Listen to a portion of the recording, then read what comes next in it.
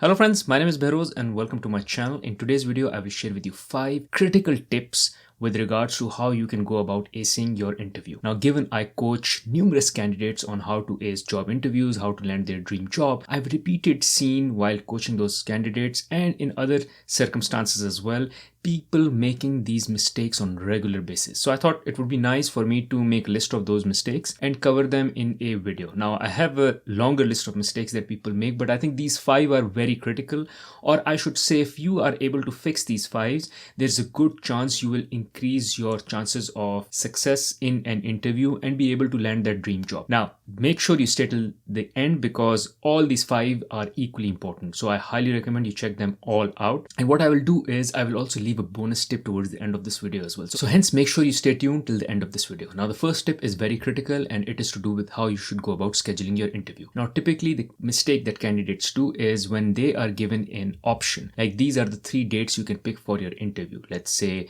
1st of the month, 5th of the month or 10th of the month. Which one would you pick? Now people make mistake of picking the first one. Well, that is wrong. What people think is that they want to get done with the interview first. They want to make sure that they come across as someone who is available and hence they are the ones who pick the first slot and they go like, I'll go first and I'll give my interview and let other candidates go pick the second and the third slot. Well, that is wrong. If you are given an option, always try to pick the last slot. And it's not just the option. It's also that it should work for you. Like if you're busy on the last slot, of course, then pick the second last one or the third last one. But try to pick the slot which comes later versus the slot which comes earlier. Now, why? Which is very important. The reason why is because the idea for you to succeed in an interview is that the interviewer should remember all that you've said and should be able to recall all that you shared. So typically what happens is that there are 3 or 4 interviewers who will interview you, and then once all their interviews are done with all their candidates, they will sit and they will kind of share notes. So those 4 interviewers or 3 interviewers will sit down and say, okay, I interviewed these 3 folks. This is the one I recommend. And all 3 will have a recommendation and they will comment and share their point of view. Now you want to be someone who is extremely remembered, who is highly remembered by all 3 of them. And the only way for you to be top of mind is if you went last. So when they sit down in that meeting and they say, yeah, I interviewed 3 folks. One I interviewed on 1st of the month. The other I interviewed on the 5th of the month. The third I interviewed just yesterday on the 10th of the month. And hence there is more recall factor there. There is more recency effect there, which means if you did good, they will remember you and they will be able to produce all that you did good, and there's a good chance you will land the job. But at the same time, there is a negative to it as well, which is in case you do bad, then they will also remember that. There will be high recall value for anything that you do, whether it's good or bad. Now, what I say to my candidates is, or the people I'm coaching, if you did bad, whether you're in the first interview, second interview, or third interview, it doesn't matter. You're out, right? But if you did good, you rather do good in the last interview and hence have a high recall factor. Have a high recall factor, and the best way to have a high recall factor is to go last and pick the last slot whenever possible. Now, the second critical interview tip is with regards to preparation. Here, what you need to do is before going in the interview, you should be very clear on what are the things that you want to deliver in the interview, or what are the things that you want to share with the interviewer. And obviously, these are the things which are your strengths, which are your successes, your achievements. So make a list of your key achievements, and they should not be more than 8 or 10. So make a list of your key achievements, and one way or the other, no matter what question is asked, your job is to make sure that you answer in a way where you can highlight one of those achievements. And these achievements, which I want you to list down before you go in the interview, is something that you're highly proud of. You can talk in detail about it. You can talk with passion about it. Your job is to come out of the interview and say, these were my key highlights, things I'm proud of, and I was able to tell them to the interviewer. Because at the end of the day, your job is twofold in the interview. One is to communicate well, and that is a skill you need to learn. And second is to tell them how good you are by giving examples from your past achievements. And that is only possible if you go in prepared knowing that these are the things that you have to talk about, no matter what questions comes, whether they ask you a leadership question, whether they ask you a question on delivering results, ownership, whatever. You have these 8, 10 achievements, somehow one way or the other you deliver it to them. I also mentioned something about communication. Now this is a skill which we don't practice a lot during our day jobs. There are other skills that we practice, but we don't practice the skill of interviewing, and hence it is very important that before you go in an interview, you need to practice. And either what you do is you practice in front of the camera, that is one way. You practice in front of the mirror, you ask a friend to sit down and you just practice with them. But it is very important for you to practice. Additionally, what you can do is you can also book a session with me for having a live coaching session. I can run a mock session with you and tell you how you can make your answers and delivery better. If that is of interest to you, well, what you can do is you can use the link in the description of this video for you to book a session with me, and I will help you get better and ace that interview and land that dream job that you have. So the third key tip is to make sure you practice. Don't just try to be yourself. There is this tip that people share on the internet saying just be yourself. No, you can't be yourself. You have to prepare. You have to be your best. So you need to be your best versus just being yourself, because you're being yourself is just like a casual way of saying I'll just go unprepared. You need to go in prepared. And hence the tip number 2 was make a list of achievement. And hence tip number 3 is practice how you will deliver, what you will deliver, how you will say. Now the fourth tip is preparing for most commonly asked questions. So you prepared for the key achievements that you will deliver to them, but there are some standard questions that will be always asked of you. Introduce yourself. There is a 99% chance they will ask you introduce yourself. Prepare for that question. Don't just go there and say, oh, once someone will ask me introduce myself, this is very simple, I'll just introduce myself. No, prepare in advance how you will be going to introduce yourself, what are the things that you will say, how you will structure your answers so it's in a flow, it's interesting, make it interesting. Just don't talk about all that is work. Also give a flavor of your personal side as well. Well, I've made a separate video on exactly this particular question because it's a question which you really need to master. As I said, 99% of the chances are that you will get this particular question.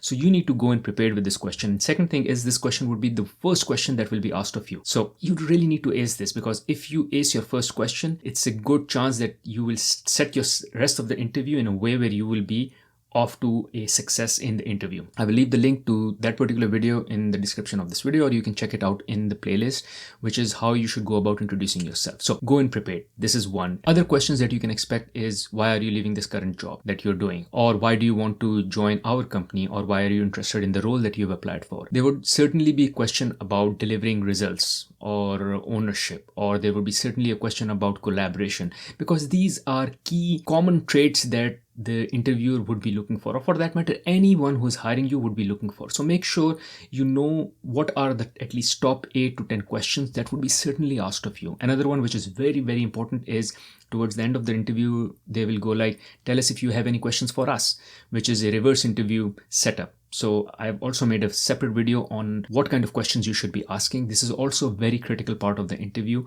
So go in prepared. Always have those questions ready. Don't think of those questions, okay, now I'll have to think of the questions that I have to ask of them. Be prepared. And even you can tell them that I prepared a few questions that I want to share with you or I want to ask you. And here one tip is you can even have them written in front of you. And you go like, okay, here are some questions that I want to ask you. And then you can ask those questions. Again, as I said, I've made a separate video on this. I highly recommend you check out that particular video. I will leave the link in the description of this video and also in the playlist that I have on my channel for hiring tips. Now, the last tip I have before I go into the bonus tip is when you are delivering your examples, your behavioral question answers, make sure you just don't talk about what you did. You also talk about how you did it. Many people, what they do is they just talk about, I did an analysis. No, you need to talk about you did an analysis, but then you also need to explain how did you go about creating that analysis. Like, did you source data? Where did you source the data from? How did you plot the data? How did you reconcile the numbers? How did you figure out, or the insight that you came up with and all? Now, it doesn't have to be exactly detailed in a way where you have to explain every bit and piece of it, but big picture, you should be able to help them understand that wasn't just you did an analysis, but explain how did you go about doing an analysis, because the experience that you've had in past won't be repeated again in the job that you're applying for. It would be a very different experience, but the interviewer wants to understand that, do you know the process of solving problems?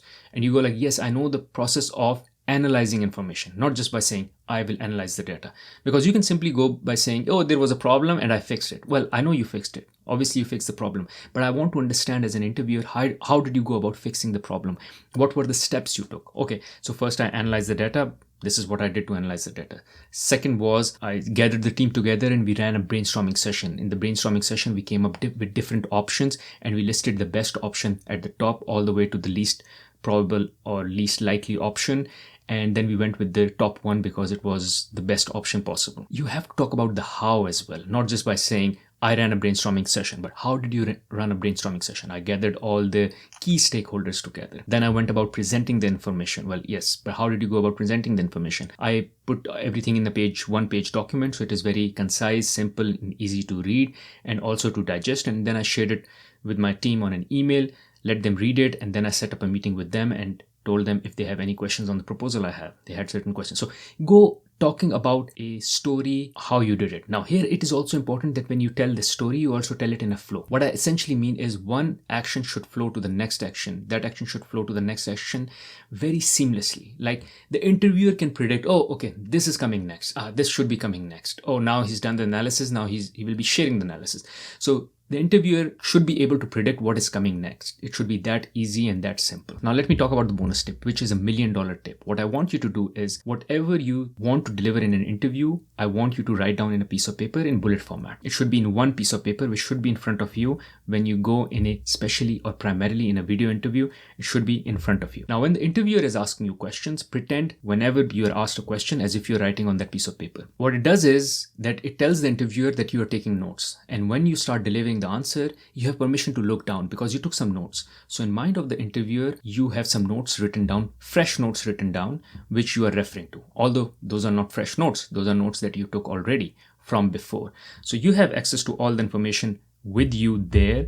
You are allowed to read because you are pretending as if you were writing. So you're allowed to refer to those notes as well. The job of the brain in the interview is not to remember, but to process information. So anything that you think you will have to remember should be on that piece of paper. And when you're asked a question, pretend you're writing. This gives you permission to look down and then refer to your notes whenever you want to refer as you're delivering your answers. Thank you for watching this video. Hopefully after watching this video, you will be able to significantly improve in your interview delivery skills. Thank you.